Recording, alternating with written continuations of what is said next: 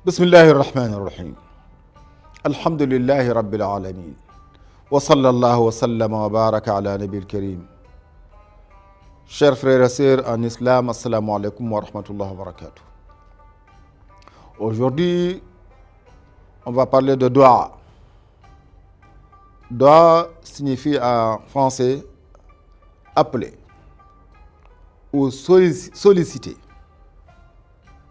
ou implorer. C'est ça le terme dua. Mais c'est devenu un terme maintenant dans presque plusieurs langues parlées par les musulmans. En français, en anglais, en pulaar, etc.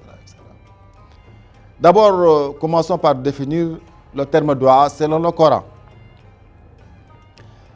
Dua yad'u, il a imploré, il a invoqué, il a appelé. Mais c'est consacré uniquement à Allah subhanahu wa ta'ala.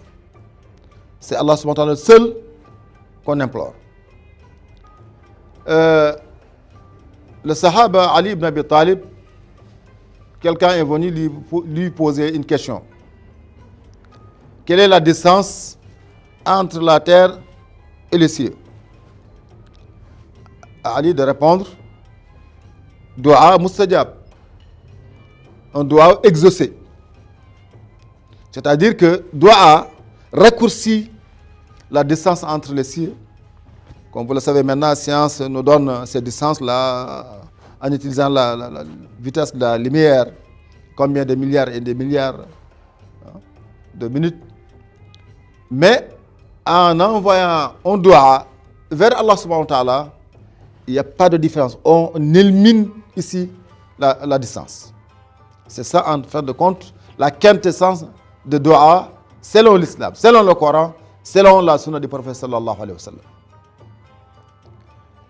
À qui on s'adresse, le Coran est clair. Surtout, il a lié ça au mois de Ramadan et au jeûne du mois de Ramadan.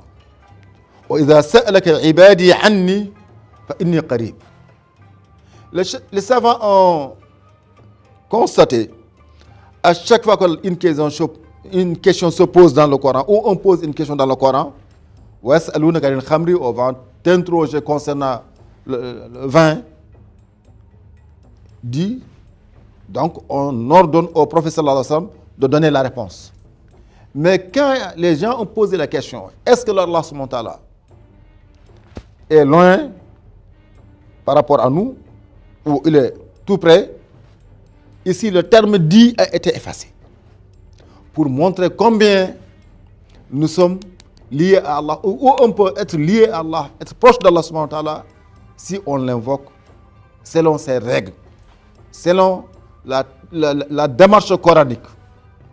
D'abord, c'est ça un peu la philosophie de dua en islam. C'est-à-dire invoquer, implorer Allah subhanahu wa ta'ala, lui adresser ses doléances, le solliciter son aide, son secours constamment. Ici, on a un petit problème. Les gens croient que dua, c'est seulement quand ça se complique.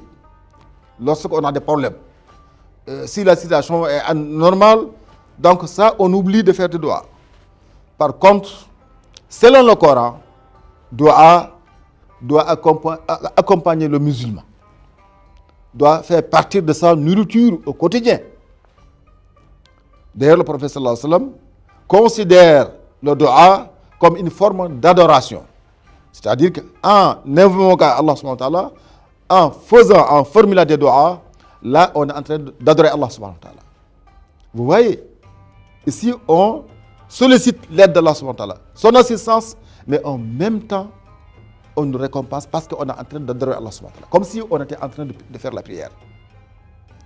Donc ça, c'est le deuxième niveau pour comprendre le dua selon le Coran, selon la sunna du prophète sallallahu alayhi wa sallam.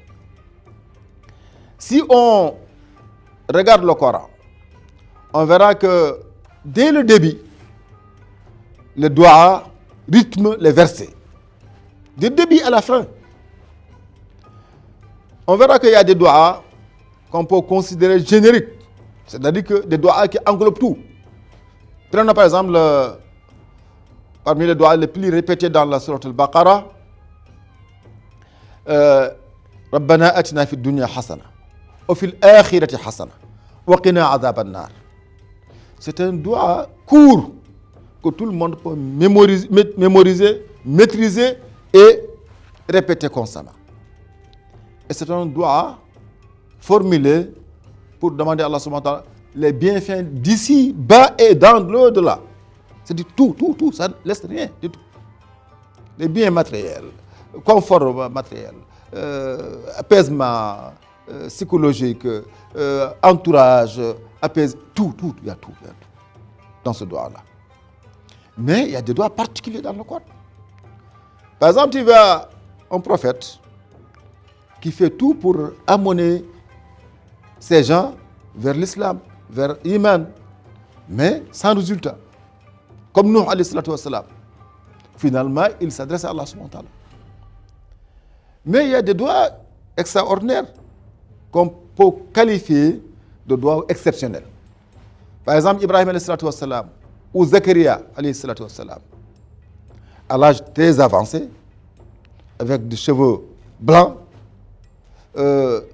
complètement, l'âge de produire complètement dépassé, mais en voyant un élément qui suscite cette notion qui est dans nous, ce sentiment qui est dans nous d'avoir un enfant, il tend les mains vers Allah subhanahu wa ta'ala. Rabbi inni wahana al-'azmu minni wa sha'ala ar-ra'su shayba.